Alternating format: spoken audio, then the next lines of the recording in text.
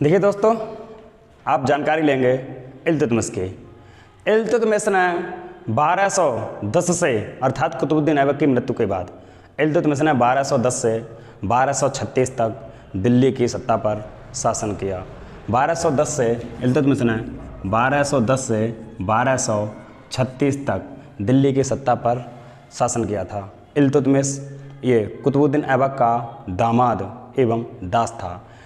कभी कुतुबुद्दीन ऐबक ने इसे खरीदा था। खरीदने के बाद इसकी कुशल क्षमता और कुशलता अच्छी होने की वजह से इसे सेनापति घोषित किया।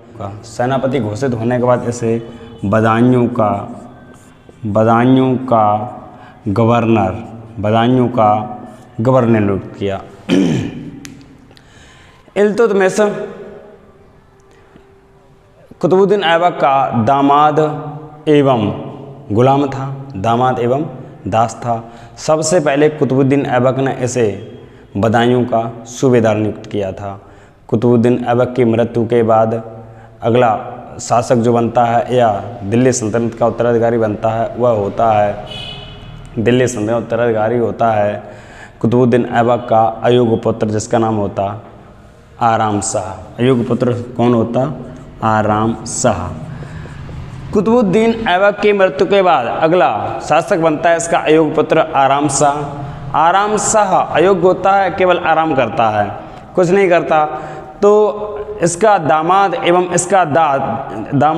इसका जो दास होता है वो इल्तुतमिश। तो इल्तुतमिश में शासक बनने के सभी गुण थे। इल्तुतमिश शासक बनने के सभी गुण थे जो एक शासक में होने चाहिए, अर्थात युद्ध नीति, धर्म नीति एवं कूटनीति, ये सभी नीतियाँ होनी चाहिए। तो इल्तुतमिश अपने साले आराम शाह को कूटनीति के तहत हटा देता है और दिल्ली की सत्ता हासिल कर लेता है। दिल्ली की सत्ता हासिल करने के बाद एक युद्ध नीति अपनाता है। युद्ध नीति के तहत ये क्या करता है? सबसे पहले इसके प्रतिद्वंदी होते हैं जो यालदौज और कुबाचा। इसके प्रतिद्वंदी होते हैं यालदौज और कुबाचा। तो पहले ये युद्ध के तहत यालदौज और कुबाचा को समाप्त करता है। तो यालदौज और कुबाचा को समाप्त करता है। तो 1215 में इसका तराइन का तृतीय युद्ध,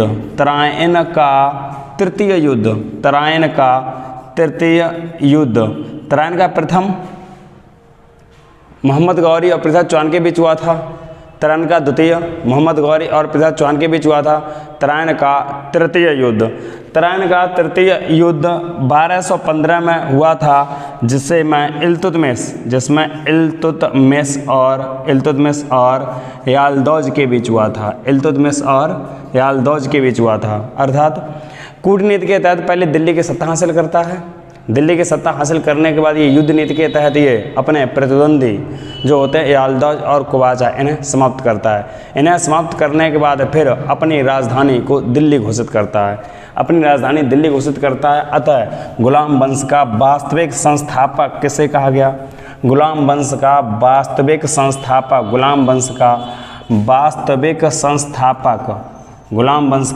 संस्थापक होता है इल्तुतमिश। गुलाम वंश का आदेश संस्थापक इल्तुतमिश होता है। इल्तुतमिश ने शासन सत्ता हासिल करते ही इसने सबसे पहले 2 शुद्ध अरबी के सिक्के चलाए थे। इल्तुतमिश ने भारत में सर्वप्रथम शुद्ध अरबी सिक्कों का प्रचलन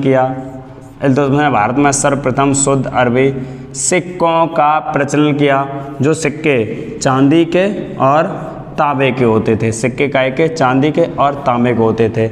चांदी के सिक्कों को टका और तांबे के सिक्कों को जीतल कहा गया था। चांदी के सिक्कों को टका और तांबे के सिक्कों को जीतल कहा गया था। तो चांदी के सिक्के मतलब टका और जीतल का जो अनुपात था, इनकी जो सिक्का की जो मूल्य थी, सिक्का की वैल्यू थी, वह थी 1:48। तो परीक्षा में कई बार पूछा गया कि 1 टका के बराबर कितने जीतल होते थे। 1 टका की कीमत ज़्यादा होती, 1 टका के बराबर 48 जीतल हुआ करते थे। तो सर्वप्रथम भारत में शुद्ध अरबी सिक्कों का जो प्रचलन किया था वह किया था इल्तुतमिश ने 40 सरदारों का एक गठन किया था, जिसका नाम था तुर्क-ए-चहलगानी। इल्तुतमिश ने 40 सरदारों का एक गठन बनाया। इल्तुतमिश ने 40 सरदारों का एक गठन बनाया। इन 40 सरदारों के गठन का नाम था तुर्क-ए-चहलगामी। तुर्क-ए-चहलगामी। तुर्क-ए-चहलगामी। 40 सरदारों का गठन किया चहलगामी। इल्तुतमिश ने 40 सरदारों का गठन किया जिसे तुर्क-ए-चहलगामी कहा गया। इल्तुतमिश ने एक नई प्रथा का प्रारंभ किया था जिसका नाम था इक्तादारी प्रथा या इक्ता प्रथा। इल्तुतमिश ने एक प्रथा का प्रारंभ भी किया था जिसका नाम था इक्ता प्रथा। इक्ता प्रथा। इल्तुतमिश ने इक्ता प्रथा का प्रारंभ किया था। इक्ता प्रथा क्या थी? जो सैनिकों को नगद वेतन की जगह क्या करती थी? भूमि प्रदान करती थी। तो इक्ता प्रथा किसके लिए थी? ये सैनिकों के लिए थी। ये क्या करती थी? नगद वेतन की जगह भूमि प्रदान करती थी। इल्तुतमिश ने इक्तादारी प्रथा का प्रारंभ किया था और इल्तुतमिश ने कुतुब मीनार के निर्माण को भी कराया था। कुतुब मीनार के निर्माण को इल्तुतमिश ने 4 मंजिल तक बनाया था। इल्तुतमिश ने कुतुब मीनार को 4 मंजिल तक बनाया था। कुतुब मीनार में 3 शासकों का योगदान रहा था। सबसे पहले कुतुबुद्दीन ऐबक। कुतुबुद्दीन ऐबक ने इसकी क्या की थी? नींव पड़वाई थी। किसकी? कुतुब मीनार की। कुतुब मीनार की नींव कुतुबुद्दीन ऐबक ने पड़वाई थी। वह अपने सूफी संत कुतुबुद्दीन बख्तियार काकी के नाम पर पड़वाई थी, अपने नाम पर नहीं। कुतुबुद्दीन ऐबक ने सूफी संत कुतुबुद्दीन बख्तियार काकी के नाम पर कुतुब मीनार की नींव पड़वाई। कुतुब मीनार की नींव पड़वाने के बाद ये कुछ दिनों बाद मर जाता है। तो अगला शासक ये बना इल्तुतमिश। तो इल्तुतमिश इस मीनार का निर्माण पूर्ण कराता है। पूर्ण कराने में ये 4 मंजिल तक बनवाता है। 4 मंजिल बनवाने के बाद कुछ समय बाद इस पर बिजली गिरने के कारण इसकी ऊपरी मंजिल ध्वस्त हो जाती है। तो ध्वस्त होने के लिए ये अगला आता है शासक फिरोज शाह तुगलक। तो अगला कुतुब ऐबक ने नींव पड़वाई थी और इल्तुतमिश ने इसे 4 मंजिल तक बनाया था। इल्तुतमिश ने 4 मंजिल तक बनाया था और इसके बिजली गिरने के कारण इसकी ऊपरी सिरा ध्वस्त हो जाने से इसकी मरम्मत कराता है। वो कराता है फिरोज शाह तुगलक। फिरोज शाह तुगलक इसकी मरम्मत कराता है और एक मंजिल का निर्माण और करता है। तो वर्तमान में जो कुतुब मीनार है ये 5 मंजिल है। 1 मंजिल का निर्माण और कराता है। फिर अगला शासक आता है अलाउद्दीन खिलजी। अलाउद्दीन खिलजी अपने नाम का भी इतिहास रचना चाहता है। तो वह इस कुतुब मीनार के ऊपर और निर्माण कराना चाहता था, लेकिन 5वीं मंजिल इतनी ऊंची हो जाती है कि इसके जो वास्तुकार होते हैं ये इसके ऊपर और अधिक निर्माण नहीं करा पाते हैं। तो ये कुतुब मीनार के पड़ोस में, कुतुब मीनार के पास में वहीं एक दूसरी इससे ऊंची मीनार का निर्माण कराना चाहता है। तो वह मीनार भी कुछ बनती है फिर पूरी नहीं बन पाती है। उस मीनार को बनवाता है, उसका नाम होता है अलाई मीनार। लेकिन ये मीनार भी नहीं बन पाती। जब अलाई मीनार नहीं बन पाती है तो ये कुतुब मीनार के ही परिसर में एक दरवाजे का निर्माण करता है जिसका नाम होता है अलाई दरवाज़ा। तो ये कौन? अलाउद्दीन क्या निर्माण कराता? अलाई दरवाज़ा निर्माण कराता है। तो कुतुब मीनार में 3 शासकों का योगदान रहा था और चौथे शासक का कुतुब मीनार में कोई योगदान नहीं था। कुतुब मीनार नहीं बनाई थी, उसने अलग से एक इमारत बनाई थी, वो थी अलाई मीनार। और अलग से एक इमारत बनाई थी, उसका नाम था अलाई दरवाज़ा। अर्थात कुतुब मीनार में इसने कुछ नहीं कराया। तो परीक्षा में पूछा था निम्न में से किन ने कुतुब मीनार के में योगदान या कुतुब मीनार के निर्माण में किस शासक का योगदान नहीं था? तो विकल्प में अलाउद्दीन ही मिलेगा। अलाउद्दीन ही मिलता है, फिलहाल और कोई मिल जाए। फिलहाल 3 ने किया था। कुतुबुद्दीन ऐबक ने नींव पड़वाई, इल्तुतमिश ने 4 मंजिल का निर्माण कराई और फिरोज शाह तुगलक ने इसकी 1 मंजिल का निर्माण कराया और इसका मरम्मत कराई।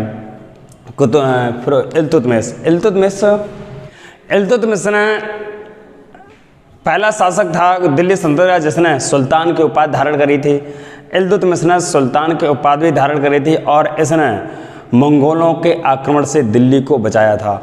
उस समय मंगोल दिल्ली पर आक्रमण करना चाहते थे, लेकिन इसकी कूटनीति इतनी बेहतर थी कि इसने आक्रमण होने ही नहीं दिया। आक्रमण के लिए आगे मंगोलों को बढ़ने दिए नहीं। जब मंगोल आक्रमण करने के लिए बढ़ना चाहते थे उस समय मंगोलों का नेता था चंगेज़ खां। बहुत अत्याचारी था चंगेज़ खां।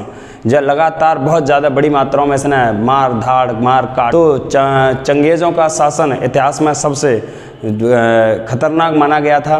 तो इसने मंगोलों के, इल्तुतमिश ने मंगोलों के आक्रमण से दिल्ली को बचाया।